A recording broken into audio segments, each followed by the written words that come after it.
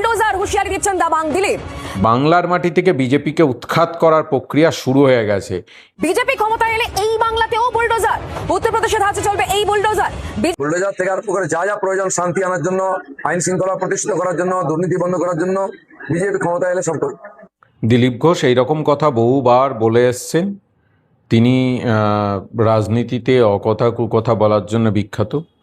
বাংলায় কোনোদিন বুলডোজার চলেনি, বাংলায় আগামী দিনেও বুলডোজার চলবে না। তিনি ভুল করছেন, এটা উত্তরপ্রদেশ নয়।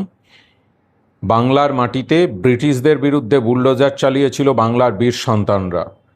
এখনও এই বাংলার মাটি থেকেই বিজেপিকে রাজনৈতিকভাবে গণতান্ত্রিক প্রক্রিয়ায় বিজেপির ওপর বুলডোজার চলবে।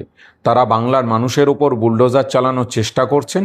বাংলার মানুষ 4ঠা মে তার জবাব দিয়ে দেবে। তারা সকাল সকাল বুঝে যাবেন যে বাংলার মানুষের সঙ্গে ছেলে খেলা করলে তার পরিণতি কি হয়। ইতিমধ্যেই বাংলায় অমিত শাহ থেকে শুরু করে প্রধানমন্ত্রী নরেন্দ্র মোদী সবাই প্রচারে আসছেন এবং তারা হুঁশিয়ারি দিয়ে বলছেন এই তৃণমূলকে তারা উৎখাত করবেন। একটা বাংলা একটা রাজ্য ভারতবর্ষের মধ্যে, সেই রাজ্যকে রাজনৈতিকভাবে সেই রাজ্যের শাসক দল হিসাবে তৃণমূল কংগ্রেসের সঙ্গে লড়াই করে পেরে উঠছে না, মমতা বন্দ্যোপাধ্যায়ের সঙ্গে লড়াই করে পেরে উঠছে না, অভিষেক বন্দ্যোপাধ্যায়ের সঙ্গে লড়াই করে পেরে উঠছে না। তাদের বাংলায় না আছে নেতা, না আছে কর্মী, না আছে সংগঠন, না আছে মানুষের আশীর্বাদ।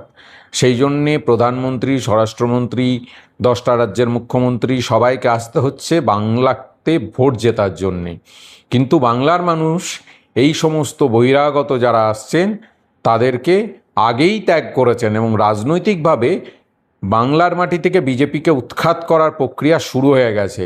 এরপরে 4ঠা মের পরে ভারত জুড়ে বাংলার মানুষ যে বীজটা বপন করলেন সেইটা ভারত জুড়ে হবে। ভারত জুড়ে বিজেপিকে উৎখাত করার প্রক্রিয়ায় বাংলার মাটি থেকেই শুরু হবে। প্রধানমন্ত্রী আসতেই পারেন, তিনি দেশের প্রধানমন্ত্রী, তিনি আসুন, তাকে আমরা স্বাগত জানাই। কিন্তু তারা যতবার আসবেন তারা বাংলা বোঝেন না, বাংলার সংস্কৃতি বোঝেন না, বাংলার কৃষ্টি বোঝেন না, বাংলার মানুষকে বোঝেন না। তারা যত আসবেন আমাদের ভোট তত বাড়বে।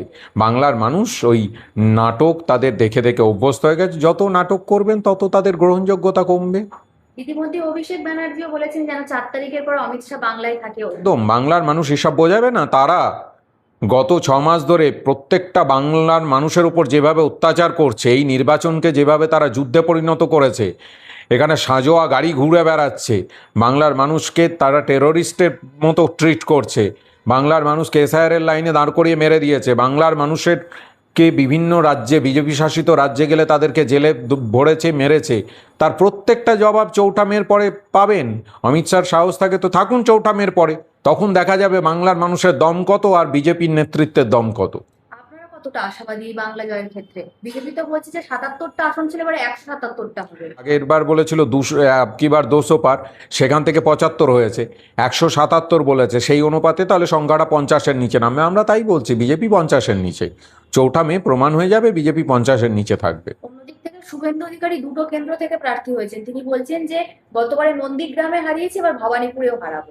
শুভেন্দু অধিকারী নিজে নন্দীগ্রামে জিততে পারবেন কিনা সেই বিষয়ে আশাবাদী নয় বলে তাকে 2টো জায়গায় লড়তে হচ্ছে। তিনি 2টো কেন, 4টে জায়গাতে লড়ুন, 4টে জায়গাতেই হারবেন। সুতরাং শুভেন্দুবাবু কোথা থেকে দাঁড়াচ্ছেন সেটা ফ্যাক্টর না। মানুষ নন্দীগ্রামেও তাকে হারাবে, ভবানীপুরেও তাকে হারাবে। বিজেপি সরকারে এলে প্রথমেই মিথ্যাশ্রীর একটা ট্রফি ওনাকে দেবো আমরা নজরুল মঞ্চে। মিথ্যাশ্রীর জন্য তো তার নেতা নরেন্দ্র মোদী বিখ্যাত। তিনি তো ভারতবর্ষের 140 কোটি মানুষকে গত 10 বছর ধরে মিথ্যার জালে আটকে রেখেছেন। হয়তো তার কথা বলতে গিয়েই তিনি ভুল করে বাংলার মুখ্যমন্ত্রীর কথা, তৃণমূলের কথা বলছেন। দিলীপ ঘোষ তিনি যেটা বললেন যে বাংলায় বুলডোজার ছিল, মানে বাংলার মানুষকে কি এখন থেকেই তিনি হুঁশিয়ারি দিচ্ছেন যে বিজেপি আসলে কি হতে পারে বাংলার অবস্থা? বাংলার মানুষকে তারা হুঁশিয়ারি দিচ্ছেন না, বাংলার মানুষের বিরুদ্ধে তারা যুদ্ধ ঘোষণা করেছেন। পারলে বাংলার মানুষকে তারা বুলডোজারের নিচে চাপা দিয়ে ফাঁকা বাংলাতে এসে শাসন করতে চান, জমিদারতন্ত্র প্রতিষ্ঠা করতে চান। কিন্তু বাংলার মানুষ গণতন্ত্রের পক্ষে।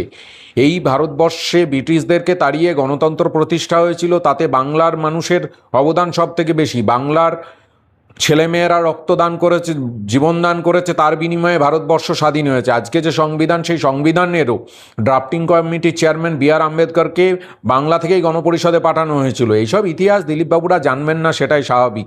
সেই জন্যে বাংলা নিয়ে তারা মিথ্যা স্বপ্ন দেখে না। স্বপ্ন যদি দেখতে হয় তাহলে একটু বেশি করে দেখাই ভালো, স্বপ্নই তো দেখছেন, বাস্তব তো নয়।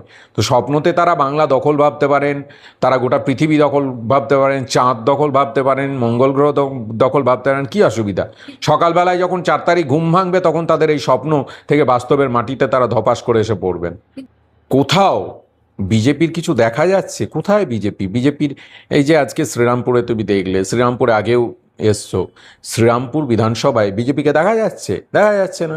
শ্রীরামপুর বিধানসভায় বিজেপি নেই, বিজেপির সভা আছে, সেখানে ছবি আছে, তোমরা সোশ্যাল মিডিয়াতে দেখতে পাবে, সংবাদ মাধ্যমে দেখতে পাবে, তাদের সভাতে 7 জন 8 জন করে লোক হচ্ছে। তারা আমাদের পোস্টারগুলোর উপর পোস্টার মেরে দিচ্ছে, পোস্টার ছিঁড়ে দিচ্ছে। এইভাবে বাংলা দখল করা যায় না। বাংলার মানুষ তো আশীর্বাদ কার উপর করবেন, বাংলার মানুষের হৃদয়ে কারা আছেন, সেটা বাংলার মানুষ ঠিক করে রেখেছেন। বাংলার মানুষের হৃদয়ে মমতা বন্দ্যোপাধ্যায়, অভিষেক বন্দ্যোপাধ্যায়। বিজেপির রাজনীতিতে মানুষের সঙ্গে রাজনীতিই নয় বিজেপি শুধু ক্ষমতার রাজনীতি করে। আমরা বলেছি এসআইআর পর্বে পুরো সময়টা জুড়ে যে হেনস্থা হয়েছে, তাতে প্রথম দিন থেকে আজ অবধি তো বাংলার মানুষের পাশে তৃণমূল কংগ্রেসই আছে। তারা কাদের ভোটার দেখা হয়নি, প্রত্যেকটা মানুষের পাশে তৃণমূল কংগ্রেস আছে। আর ঠিক উল্টোটা বিজেপি করেছে। বিজেপি বাংলার মানুষকে হেনস্থা করেছে, বাংলার মানুষের যাতে নাম বাদ যায় ঠিক করেছে। যে নাম বাদ গেছে তার 60% হিন্দু।